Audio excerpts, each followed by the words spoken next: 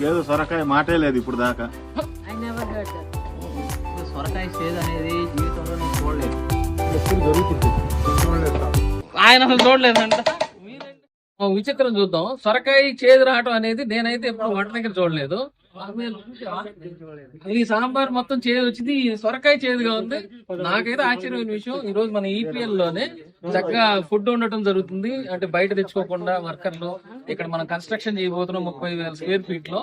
దానికోసం అంతా ఇక్కడే స్టే చేసేటట్టు వంట కూడా చేస్తున్నాం. బట్ సొరకాయ చేదు వచ్చింది, సరదా అసలు ఇది ఆశ్చర్యంగా ఉంది. మాకు ఎప్పుడున్నా అసలు వంటలో ఎన్నేళ్ళు ఎక్స్పీరియన్స్? నేను 7 ఏళ్ళు బట్టి చేస్తున్నానండి. సొరకాయ చేదు ఇదే ఫస్ట్ టైం. ఆశ్చర్యంగా ఉంది నాకు కూడా. ఆవిడ కూడా అసలు చేతి చూసి అక్కడ షాక్ అయిపోయి ఉన్నారు.